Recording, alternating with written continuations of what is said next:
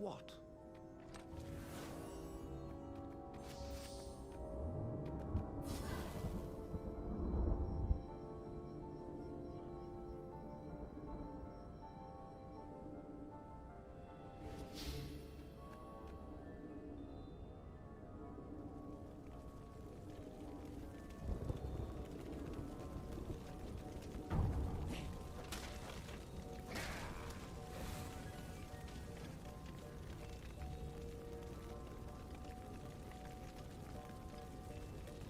The observatory was a burning hulk.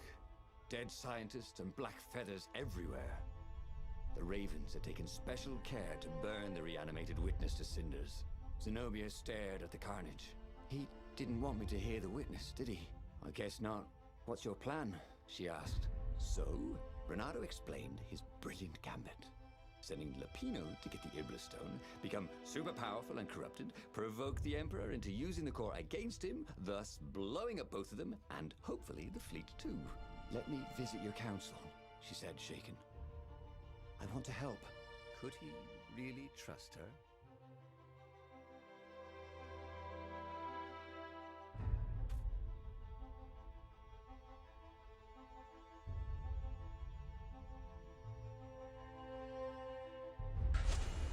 She said she had an errand to run, so they met up sometime later in the mountains. She seemed different. It seemed she'd gone and knocked Lapino out with drowsy gas and taken the Iblastone from him. Whoa, what? No, that wasn't the plan. I know. Your plan was terrible.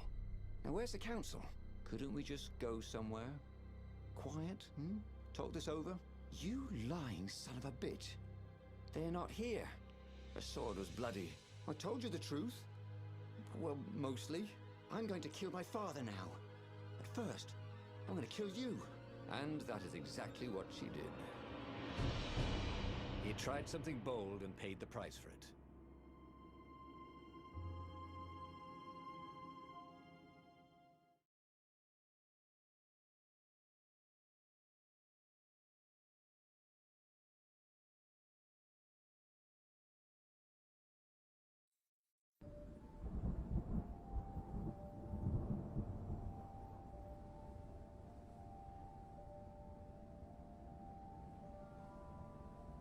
He couldn't tell her, not yet, why he was really here. He didn't want her to be anywhere near the fleet when her father blew himself and Lapino up. So he told her about how the Emperor's obscene rituals had raised ancient artifacts out of the land. How he'd followed the appalling trail of the hideous horrors His Majesty had perpetrated for the sake of his own immortality. Any of this ring a bell? He said. He told me it was all lies. You've always known when I was lying. I always hated that about you, said Reynardo.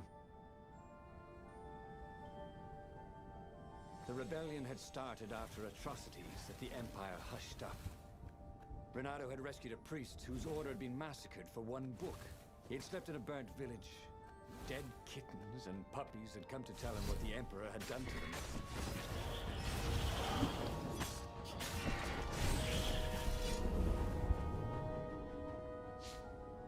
Reynardo wondered what would happen if he jumped. Would he be rescued by an emergency platform?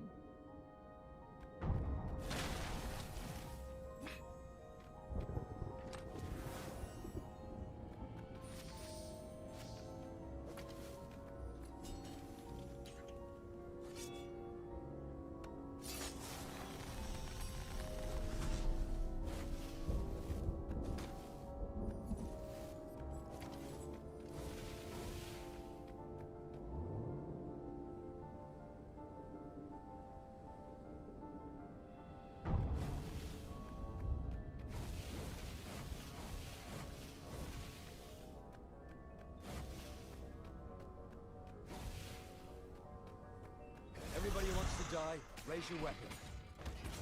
All right.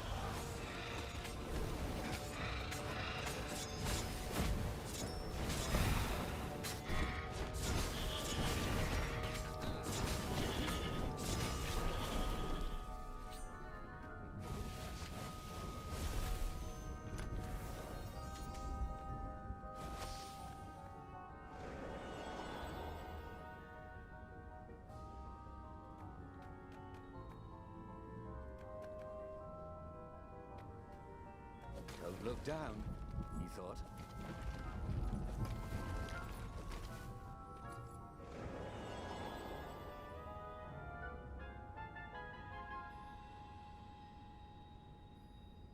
Don't you think I'd know if my father started practicing black magic? Why? Would you join in? No! I'd destroy his books and I'd... Oh, God. Okay, you're not completely wrong. They've resurrected one of his victims. Well, look, I mean, look, it's not exactly alive, but it can talk. A true witness, she said.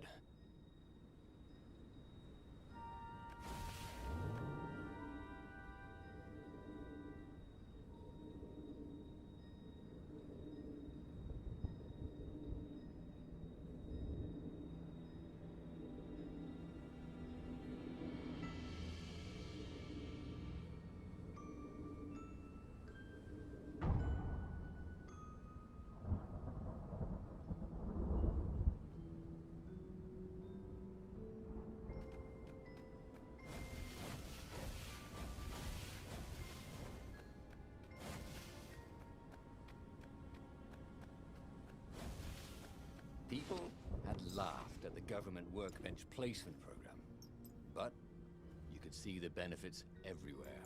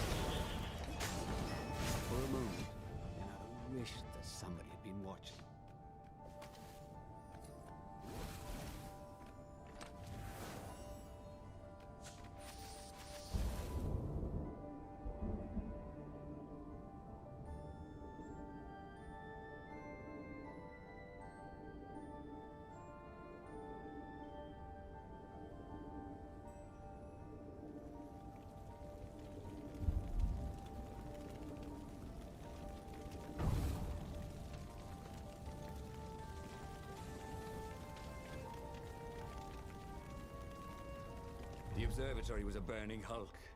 Dead scientists and black feathers everywhere. The ravens had taken special care to burn the reanimated witness to cinders. Zenobia stared at the carnage. He didn't want me to hear the witness, did he? I guess not. What's your plan? She asked. So, Reynardo explained his brilliant gambit. Sending Lapino to get the Iblis stone, become super powerful and corrupted, provoke the Emperor into using the core against him, thus blowing up both of them, and hopefully the fleet too. Let me visit your council, she said, shaken. I want to help. Could he really trust her?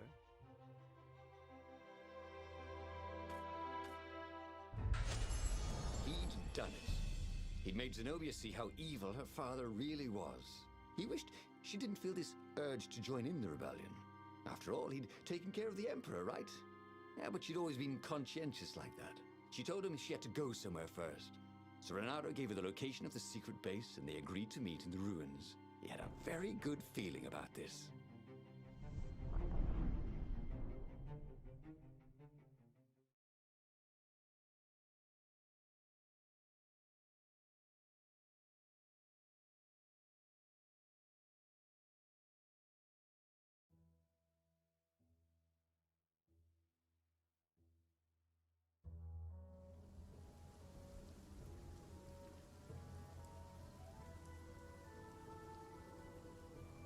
What had Zenobia gone off to do? What was more important than meeting the rebel council? Had he made a mistake, sending her to the ruins? No. He knew they could trust each other. He could trust her because she never broke her word. And she could trust him because she could see right through him. Well, she'd probably be there well before him. She at least didn't have to fight her way through rainstorms of ravens.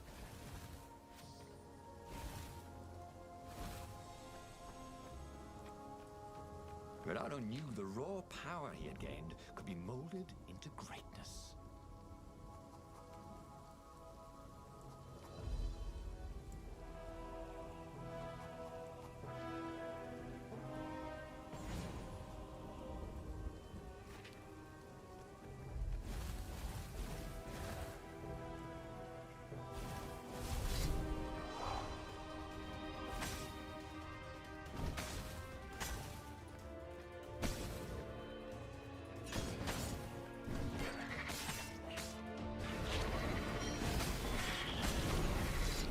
Burned fur. His. No skateboarding, the sign said.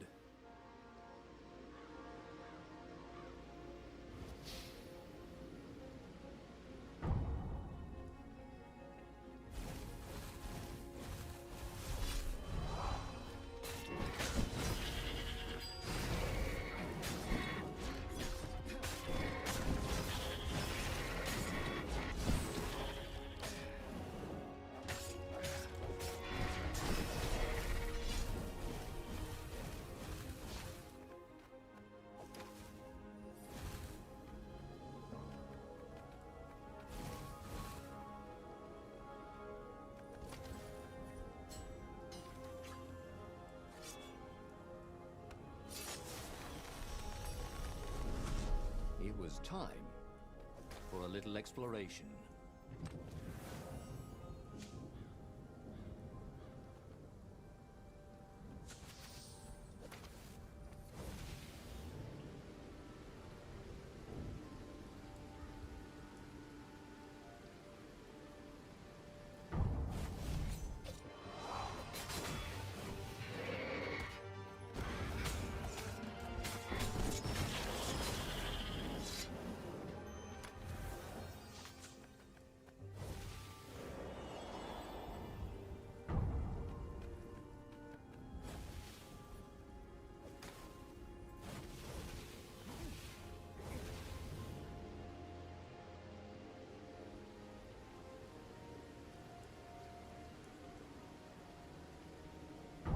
So that's what they meant by a firewall.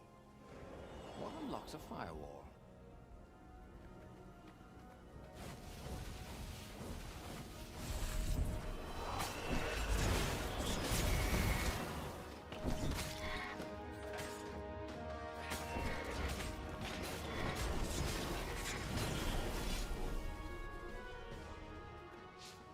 As he came around the bend, there was Lupino, unconscious on the side of the path, and Reynardo could smell a familiar, sweet, smoky scent.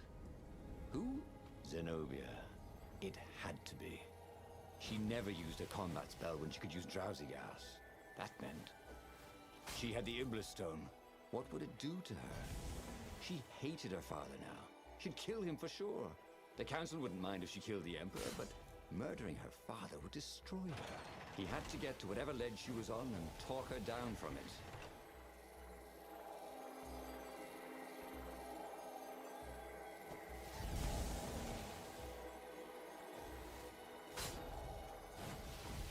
Hey, how do you tell if someone's far away or just really small?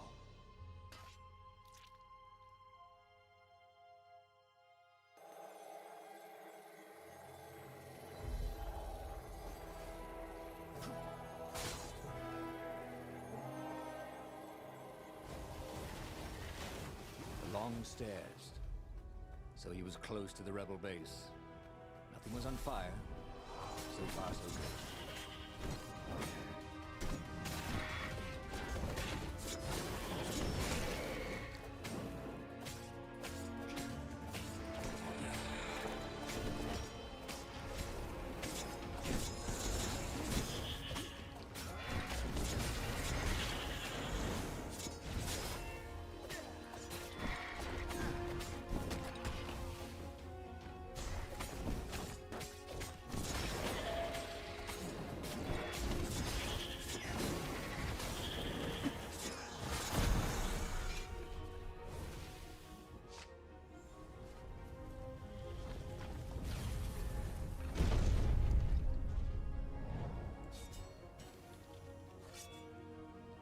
is a very cool sword, thought Reynardo. No, seriously. He couldn't feel his paw anymore.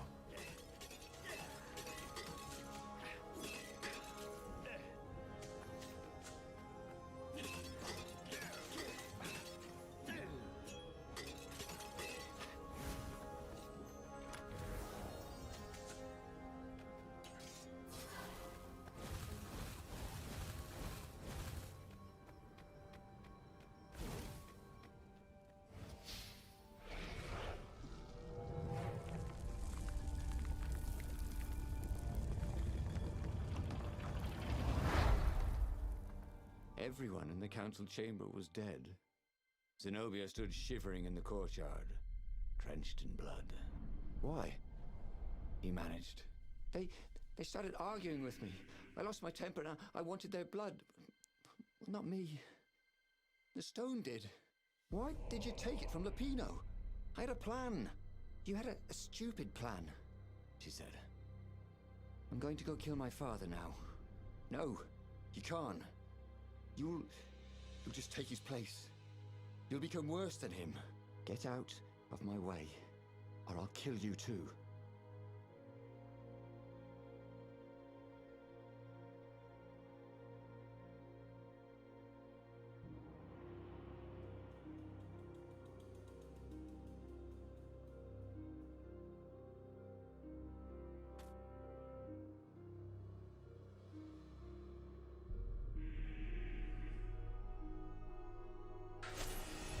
You won't kill me, he said. And I won't let you kill the Emperor. Enraged, she raised the sword. You hate him too? He could sense the Stone, yearning for his death. But she didn't strike. If you kill him, he'll destroy you. I know you. Shut up! She shouted, her sword trembling. I won't lose you again. Not for anything. Get away from me, he said, and he was very close. I can't lose you again. And he was in reach of her sword now. I hate him! I hate you too! I love you, he said for the very first time. And then she was weeping. He was holding her. The sword had dropped from her hand. He glanced at the Stone. It was no longer the black of the void. It looked like coal. No. It glowed, like a cinder. It was crackling, burning, crumbling into ashes. You've always loved me, haven't you? She said. She was weak. The stone had taken so much from her. Always, he said. She staggered as he helped her up. Let me take you away. Where? The island of Avalon. The sisters will heal you. He'll follow us. Then we need the Farfarer, the fastest ship in the Empire.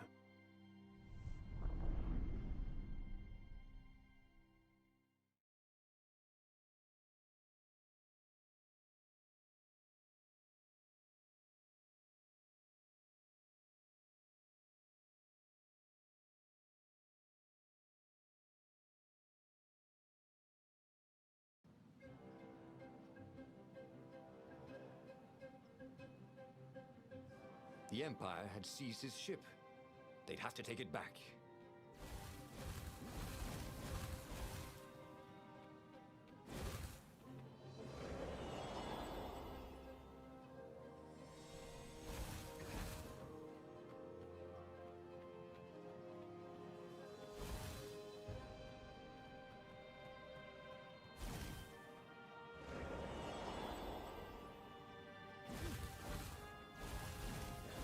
The portal was heavily guarded.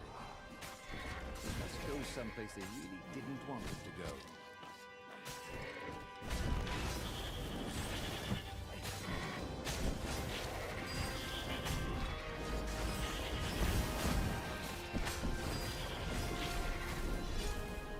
Zenobia was in no shape to fight. But he never fought so well. He wasn't fighting for money or loot or a cause. He was fighting for her, for them. His sword danced, his feet flew, and the ravens recoiled from his ferocity.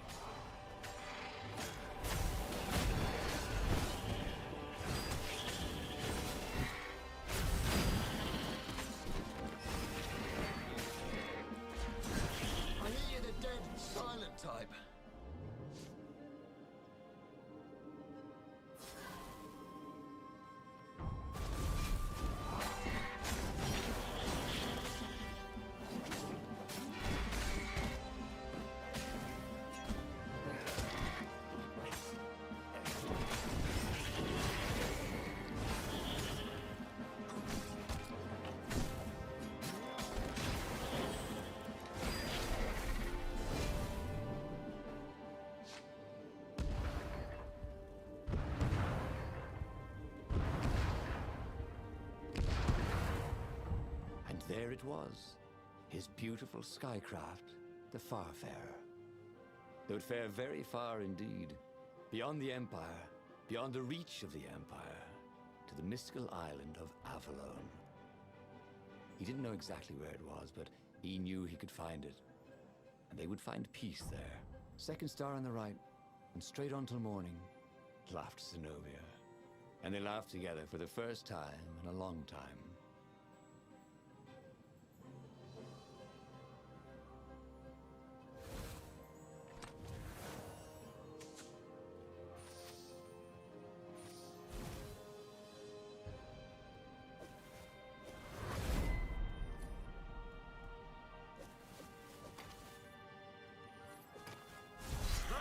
Boys, go on to lead, Raven.